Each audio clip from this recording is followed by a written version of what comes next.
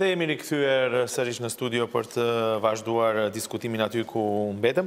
So, Mr. Perks, when you see this situation or describe the mentality where probably the foster caring in our societies has been done before, but it was linked mainly to people near you or to some kind of family.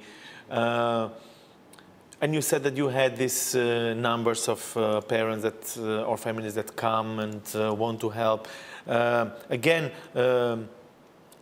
what do you think the reason why they are doing this? Is a change in mentality, changing in the ways that maybe institutions should approach these issues, or there is some other incentive that these families would like to have, and that's why they are doing this?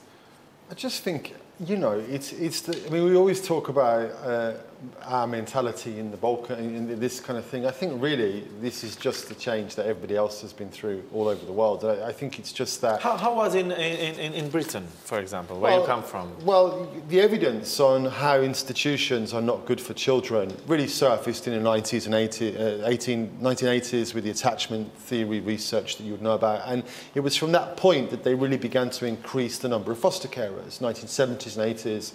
And it was difficult because people were not used to it. I mean, it's kind of a challenge to think about taking somebody else's child that you don't know into your family, and then for a temporary period or for longer, raising them as one of your own. It's something that is a new possibility. But then with time, everybody realized that it's a possibility that enriches the life of the child, of the foster parents, but also the community, and it became very popular. It's still difficult to find the number that you would need in any society, but there's a lot of work that goes into recruitment. So I mean, we have to remember that society is changing all the time. We forget that 10 years ago the iPhone didn't exist, and probably we didn't grow up with much internet, and you know, the changes on every level in society are occurring, and the changes in the social sector, the compassion with which we manage social problems is changing and improving, in my view. But you said that this similar situation, like here, in the way the society reacts, it was in Britain 30 years before. So should we wait for another 30 years so then this society to accept and to behave in, as you described, in a more normal way, or more popular way, this issue? What do you think? I don't know. I say the change happened 30 to 40 years ago, but it didn't take 30 or 40 years for the change to occur. I think it's just that when you open the discussion up, you know, I mean, at the moment I'm new to the country, as you know, but you've seen the campaign where a lot of young people with disability who were previously hidden have come out into the public and now have a voice in society, and that's come out because of the effort and the struggle of the representative organisations of people with disability in the society, and they are beginning to change fundamentally the characteristics of the way people see the issue. Sometimes it goes to rural villages last, but it's still getting there. Okay. Do të ndërlidhe me këtë, ndoshta është mirë që mos presim ne të jemi më shumë euforik ndaj idesë, por në fakt se çka mund të sjellë kjo ide. Thotë po, sigurisht se ndryshimi kërkon kohë.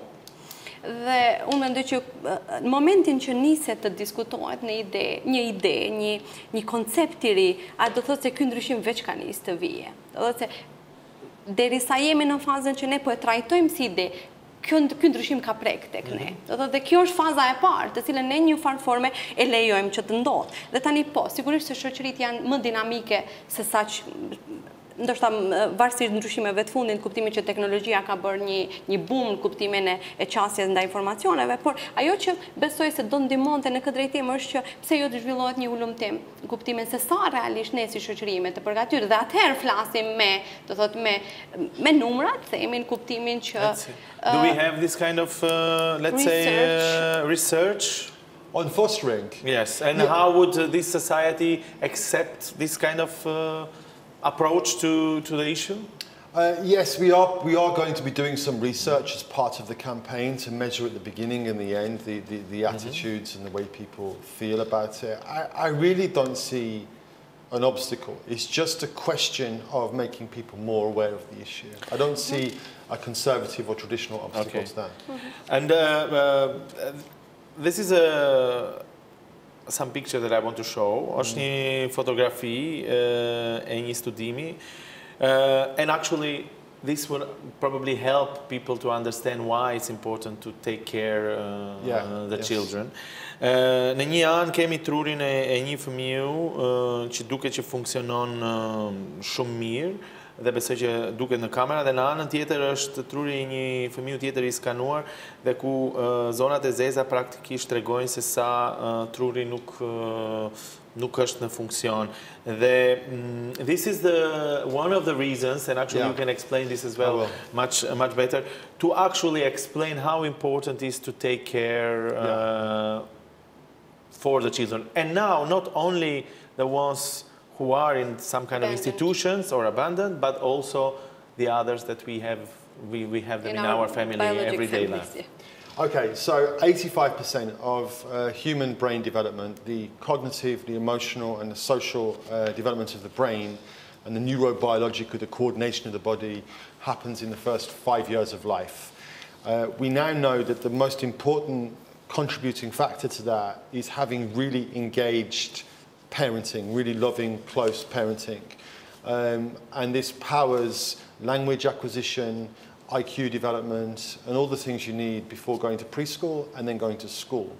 Children ask 25 questions an hour, and it is the response of the parents in the first 3 years that will do more than any school over the course of a lifetime to help the brain development. So let me take that straight, so then also the audience should understand. So basically, the answers of the parents in the first of their life, of 3 years of their life, actually is so important. So actually, it will make them capable for their life afterwards. So we have to underline this because it's very important. Yeah.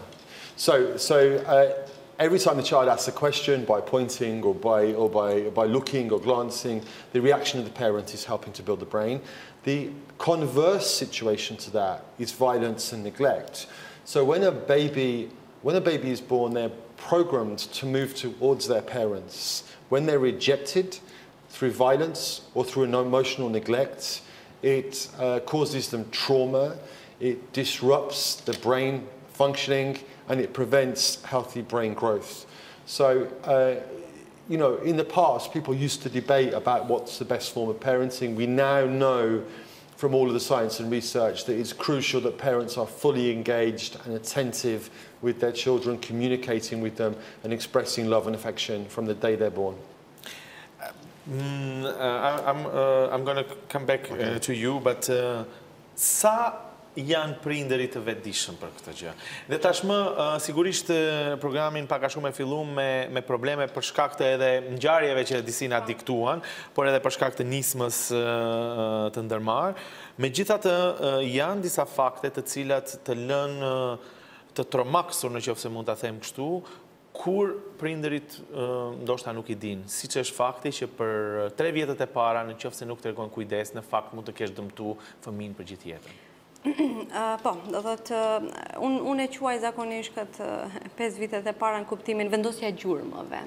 Dhe në këtë formë ne vendosim gjurmët për një të ardhme të fëmijëve, që cila shumë determinon të ardhmen e tyre.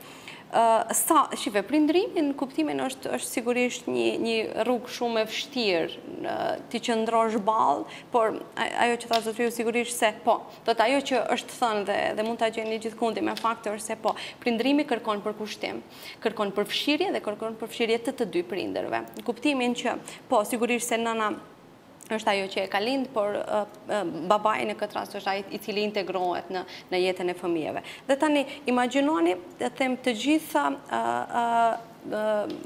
atë dashuri që dhurojnë, që duhet në fakt të dhurojnë, e cila çka shkakton tek fëmijët. Ajo që desha të ndalem pak dhe të bëj një lloj diferencimi të asaj se shpeshherë kur flasim, do thotë, kur flasim për abuzim emocional, psiqik dhe pastaj vjen dhuna fizike. Jo gjithmonë themi këto të trija të shkojnë njëra me tjetrën, por sigurisht se njëra sjell tjetrën.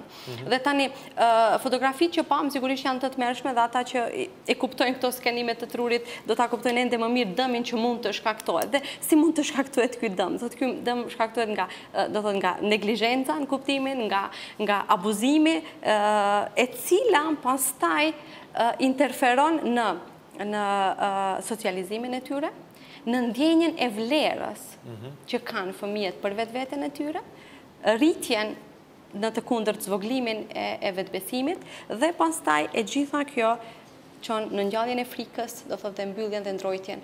Gjitha, më shifë kjo është një proces, do thotë është një zinxhir që secila shkakton një, ta quaj dëm, do thotë që ajo që më bëri përshtypje kur diskutonjëm apo edhe kur bënim gati ose unë kur bësha gati për programin, ishte fakti i elementit të dhunës që është prezente tek prindërit, sidomos tek prindërit në Maqedoni, kur krahasohet edhe me vendet e tjera.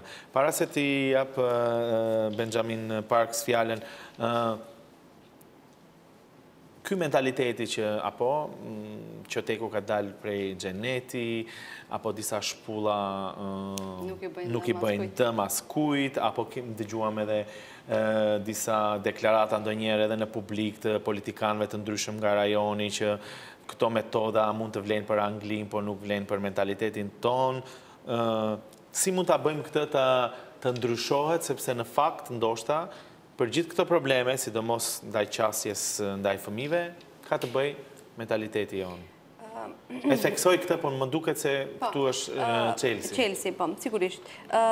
Prindërimi, sigurisht se askush nuk mund të quhet ekspert i prindërimit. Do ajo që bëjmë është konsistenca. Unë mendoj se Chelsea është te konsistenca e dhënjes së përkushtimit. Domethënë, rezultati në prindërim nuk është sot për sot. Dhe rezultati asaj edukate në kuptimin e dhunës është shortcuti asaj. Në fakt dhe për atë shkak një farë forme, rezultati shifet se në moment që ti e të mërshë ke aplikuar një farë dhune dhe rezultatin e ke më njëherë.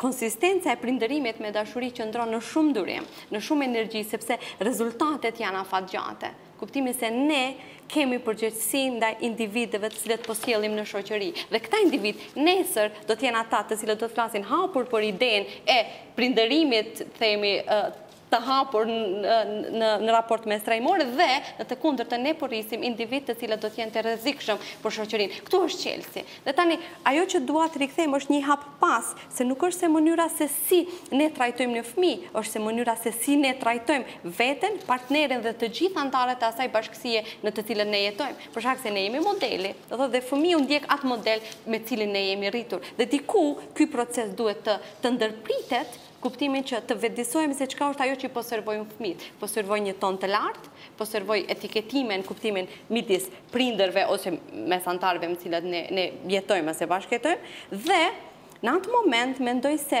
Chelsea qëndron këtu, do thotë kuptimi që vetëdijsimi se çfarë lloj dëmi ose çfarë lloj përkushtimi ose përkujtesje ne udhërojmë fëmijëve. One of the things that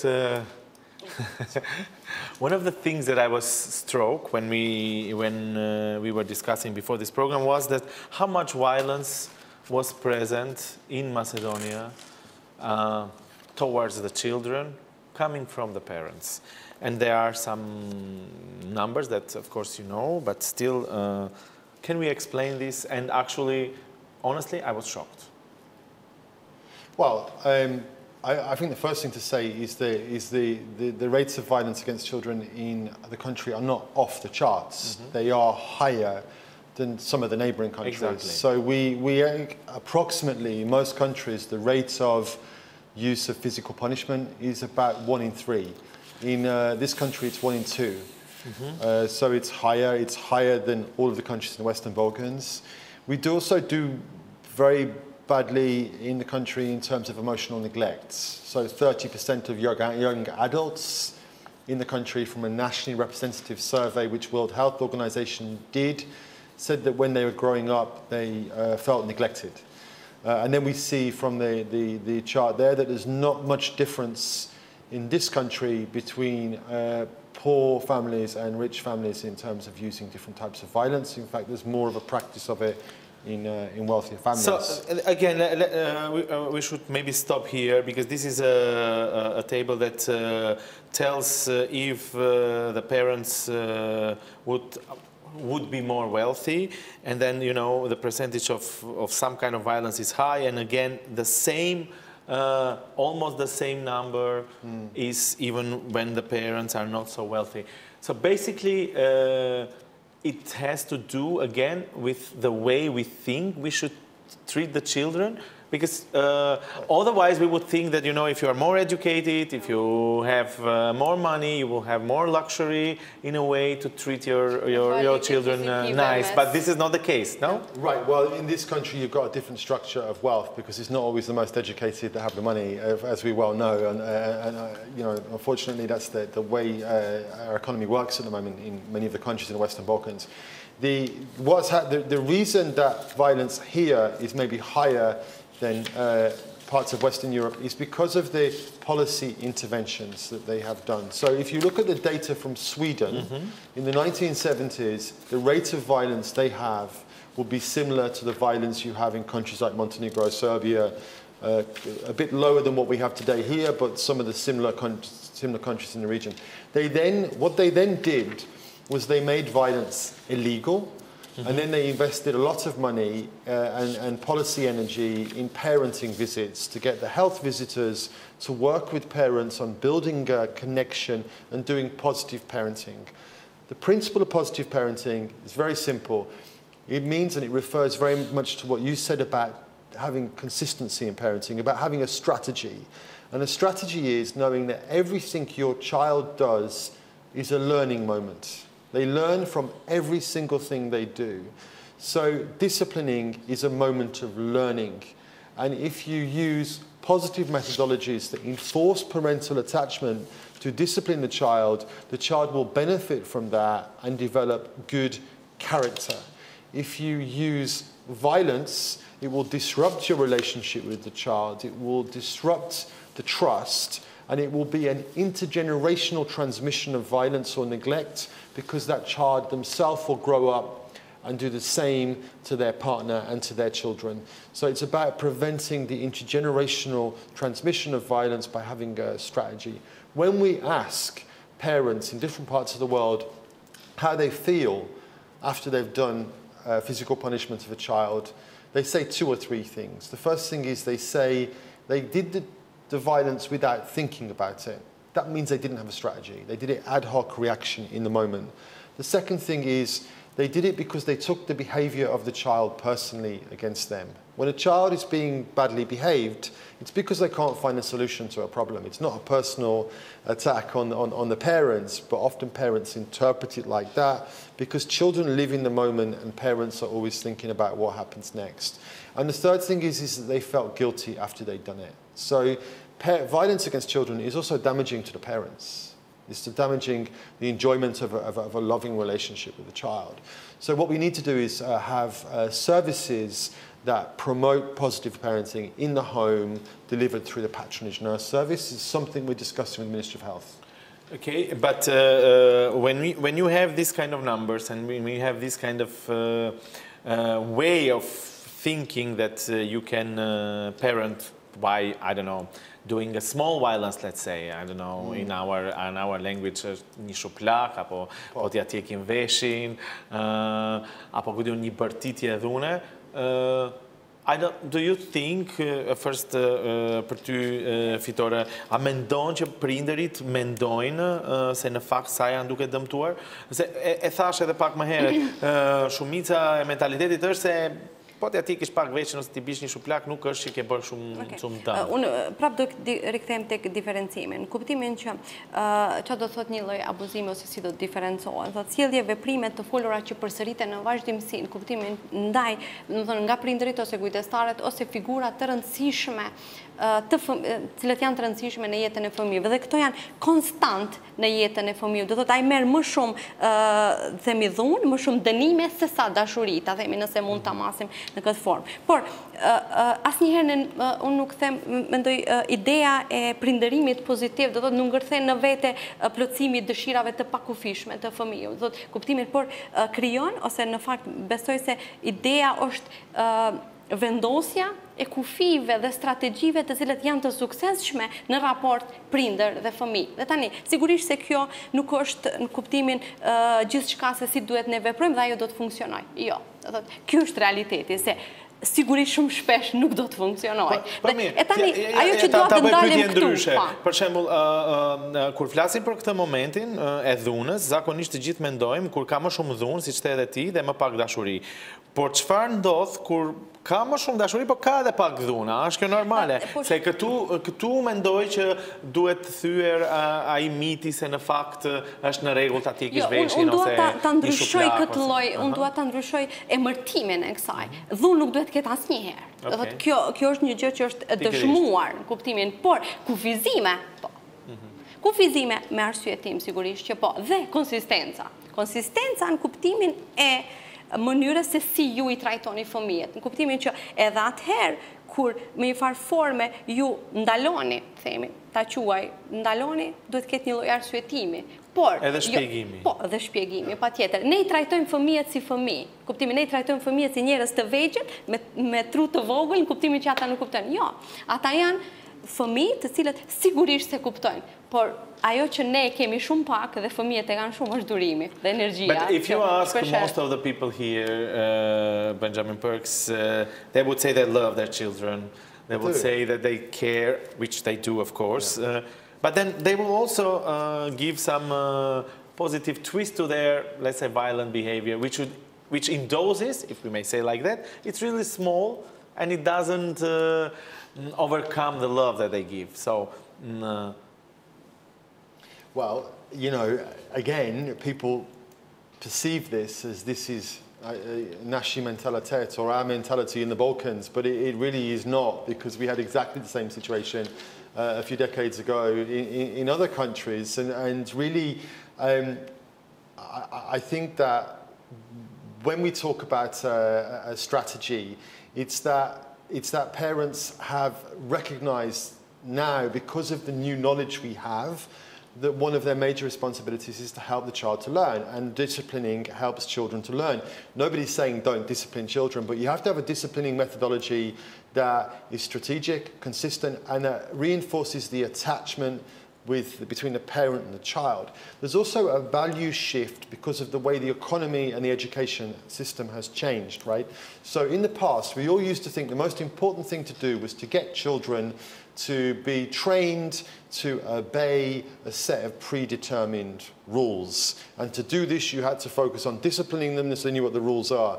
This is not the way the modern economy works, or that people flourish in the modern world. What you're trying to do now is give children the skill sets and the values of integrity, of ethics and values that enable them to safely navigate their way around the world. Because if we asked ourselves, what do we want for our children, what kind of world do we want our children to live in the future, it will be a better world. And you can't create a better world through violent disciplining.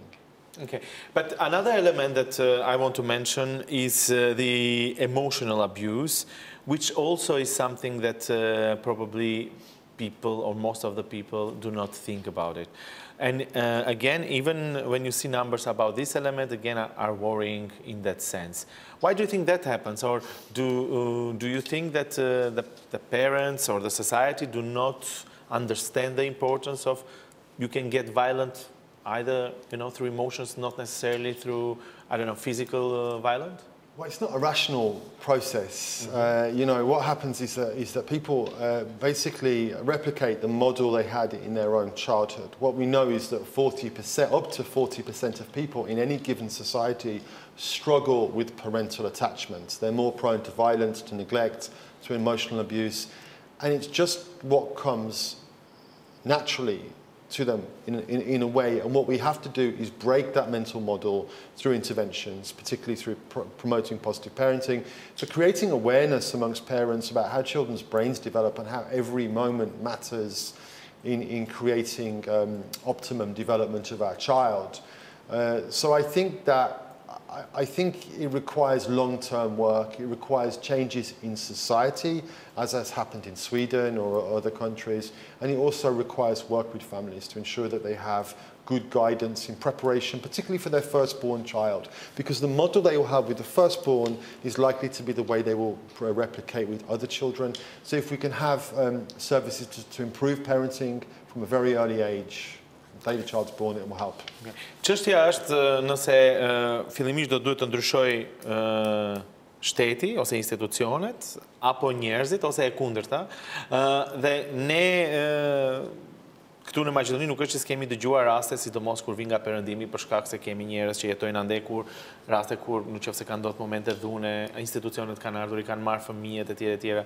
A do të funksiononte kjo gjë këtu, por një shkëputje dhe pastaj rikthehemi për ta diskutuar edhe këtë çështje. Pas pak.